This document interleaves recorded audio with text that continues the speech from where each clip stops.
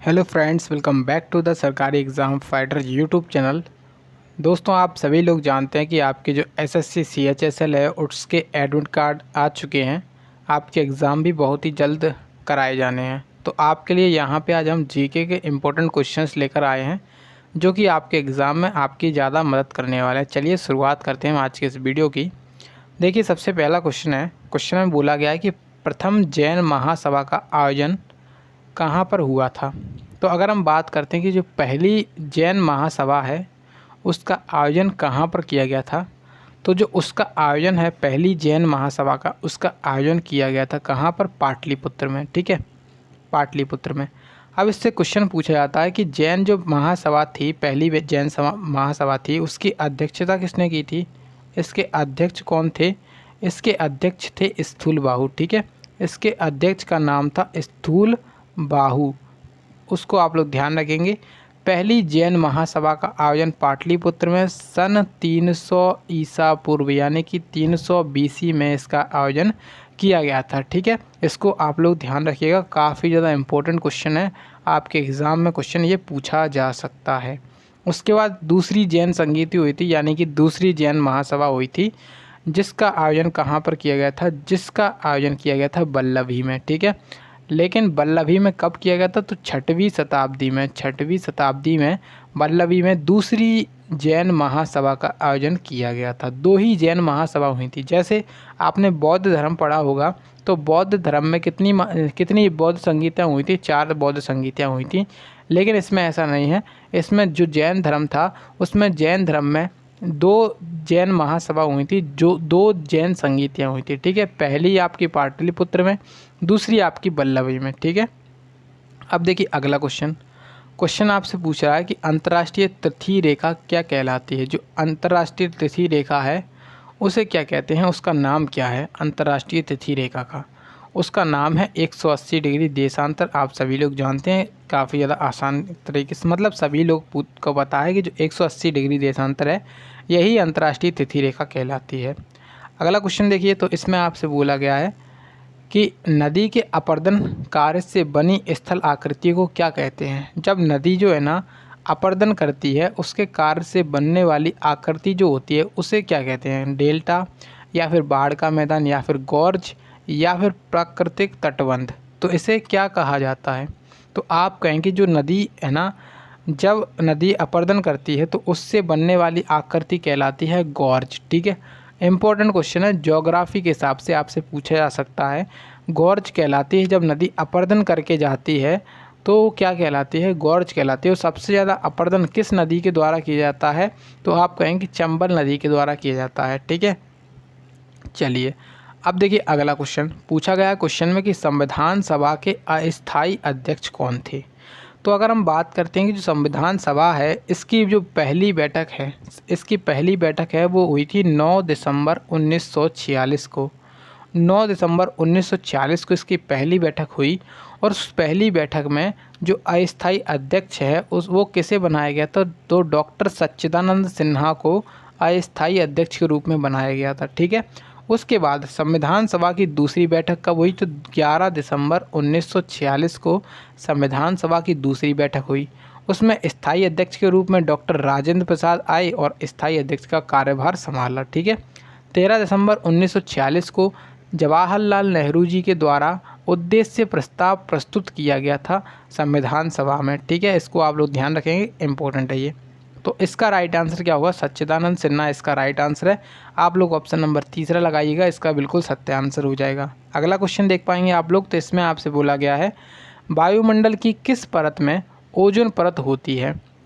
देखिए, जो वायुमंडल होता है उसमें कौन सी परत पाई जाती है? उसमें कई सारी परतें हैं। जैसे सबसे पहले जो सबसे नीचे आता है, जैसे आपकी पृथ्वी यहाँ पर है, ठीक है, उसके बाद जो ऊपर की लेयर है वायुमंडल की उसे कहते हैं क्षोभ मंडल। क्या कहते हैं? क्षोभ मंडल कहते हैं। ठीक है, स्ट्रेटो आयन, और उसके बाद आता है अपना स्ट्रेटोस्फीयर यानी कि समताप मंडल। ठीक है, ये उसके बाद आता है अपना मध्य मंडल, फिर अपना आता है आयन मंडल, लास्ट में आता है अपना बाह्य मंडल। इस तरीके से मंडलों में विभाजित है अपना वायुमंडल। तो अब आपसे पूछा गया है कि जो ओजोन परत है वो किस भाग में पाई जाती है? आपका आंसर हो जाएगा ओजोन परत जो पाई जाती है स्ट्रेटोस्फीयर यानी कि समताप मंडल में पाई जाती है। ठीक है, आपका आंसर लगा लीजिए, ऑप्शन नंबर तीसरा इसका राइट आंसर है। अगला क्वेश्चन देखेंगे तो इसमें आपसे पूछा गया इंडिया गेट का डिज़ाइन किसके द्वारा दिया गया था। तो जो इंडिया गेट है इसका डिज़ाइन इसने किसके द्वारा दिया गया था। इसके डिज़ाइन को देने वाले का नाम था सर एडविन लुटियंस। ठीक है, इसका डिज़ाइन सर एडविन लुटियंस के द्वारा दिया गया था। ऑप्शन 2 इसका राइट आंसर है। अब देखिए दोस्तों, आपसे अगला क्वेश्चन पूछ रहा है। क्वेश्चन में कह रहा है कि भारत का राष्ट्रीय फूल क्या है। भारत का राष्ट्रीय फूल क्या है। आपका आंसर क्या होगा। भारत का राष्ट्रीय फूल जो है ना वो कमल है। लेकिन कमल से आपसे कैसे पूछेगा कि भारत का जो राष्ट्रीय फूल है उसका वैज्ञानिक नाम क्या है। तो वैज्ञानिक नाम काफ़ी कम लोग जानते होंगे। वैज्ञानिक नाम है नेलम्बो न्यूसीफेरा गैटर्न। नेलम्बो न्यूसीफेरा गैटर्न इसका वैज्ञानिक नाम है। इम्पोर्टेंट रखिएगा, याद है ये। ठीक, मतलब इम्पोर्टेंट क्वेश्चन है ये, याद रखिएगा। अगला क्वेश्चन देखिएगा, पता नहीं आज क्या बोला जा रहा है। देखिए क्वेश्चन कह रहा है कि वह बेरोजगारी तब बढ़ती है जब वहाँ व्यावसायिक गतिविधि में एक सामान्य मंदी होती है। तो उसे किसके रूप में जाना जाता है। जैसे आपने देखा कि वहाँ बेरोजगारी तब बढ़ती है जब वहाँ पर व्यावसायिक गतिविधि में एक सामान्य मंदी हो जाती है। तो उसे किस प्रकार की बेरोजगारी के रूप में जाना जाता है। तो उसे जो है ना चक्रीय बेरोजगारी के रूप में जाना जाता है। तीसरा ऑप्शन लगा लीजिएगा, इसका राइट आंसर हो जाएगा। अगला आप देख पाएंगे क्वेश्चन तो आपसे पूछा गया है। क्वेश्चन में कह रहा है कि मेजोथैलेमिया कैंसर का एक प्रकार है। इससे प्रभावित होने वाला सामान्य क्षेत्र का स्तर होता है। देखिए जो अपना यहाँ पे मेजोथैलेमिया है, कैंसर है, ये कैंसर का क्या है एक प्रकार है। और इससे प्रभावित होने वाला जो अंग है वो उसका कहाँ पे प्रभावित करता है ये। तो ये जो है ना कहाँ पे प्रभावित होता है, फेफड़ों में प्रभावित करता है। ठीक है, ऑप्शन 4 इसका राइट आंसर हो जाएगा इस क्वेश्चन का। इंपॉर्टेंट है ये, साइंस की दृष्टि से आपसे पूछ सकता है। अगला क्वेश्चन आपसे कह रहा है कि अंतर्राष्ट्रीय योग दिवस किस दिन मनाया जाता है। तो आप सभी लोग जानते हैं अंतर्राष्ट्रीय योग दिवस जो है ना 21 जून को मनाते हैं और 21 जून को ही मनाया जाता है। अब इसकी थीम क्या थी इस वर्ष 2023 में आपसे इसकी थीम पूछी जा सकती है। तो थीम इसको याद रखिएगा, इम्पोर्टेंट है, पता करके आप लोग कमेंट बॉक्स में बता सकते हैं कि इसकी थीम क्या थी, ये आपका क्या काम रहेगा। नेक्स्ट आपसे क्वेश्चन पूछा गया कि सौर मंडल के बाहर सीरियस नामक चमकीले तारे को किसके रूप में अभी जाना जाता है। देखिए जो साइरस या फिर सीरियस कहते हैं इसे, तो साइरस नाम का चमकीला तारा या फिर इसे सीरियस कहा जाता है। तो इसे किसके रूप में जाना जाता है। तो इसे क्या कहते हैं, cat star, dog star, fox star, lion star. इसे कहा जाता है क्या, डॉग स्टार। ठीक है, डॉग स्टार इसे कहा जाता है। आप लोग लगा लीजिएगा, ऑप्शन नंबर 2 इसका राइट आंसर हो जाएगा। क्वेश्चन इंपॉर्टेंट है।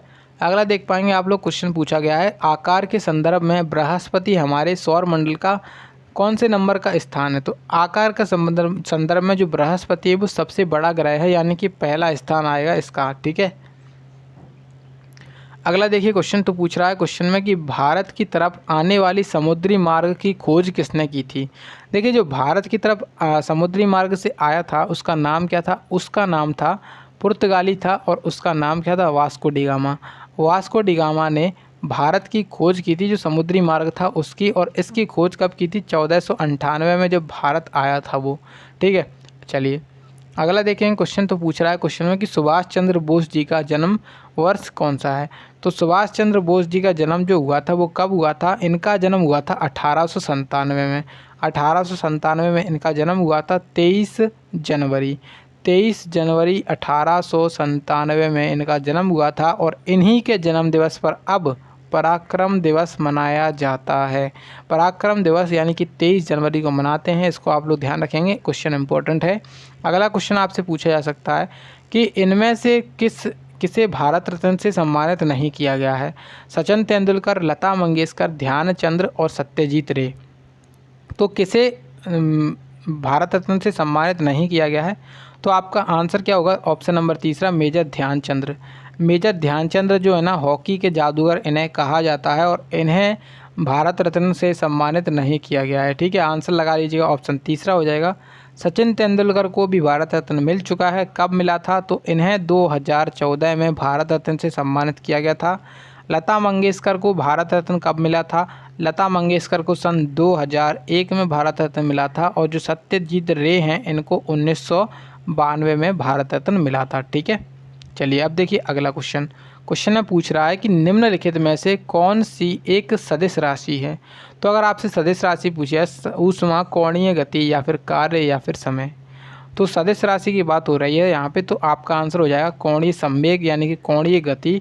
इसका क्या होगा, बिल्कुल सही आंसर है ऑप्शन नंबर जो 2 है, इसका आंसर हो जाएगा ऑप्शन 2। ठीक है, चलिए अब देखिए अगला क्वेश्चन आपसे पूछ रहा है कि पानी का घनत्व किस डिग्री पर, किस तापमान पर सर्वाधिक होता है। तो जो पानी की डेंसिटी होती है कब सबसे ज़्यादा होती है, पानी के घनत्व की डेंसिटी कब होती है सबसे ज़्यादा, तो 4 डिग्री सेल्सियस। 4 डिग्री सेल्सियस पर पानी की जो डेंसिटी होती है वो सबसे ज़्यादा होती है। ठीक है, इसको ध्यान रखिए, साइंस के हिसाब से आपसे पूछा जा सकता है।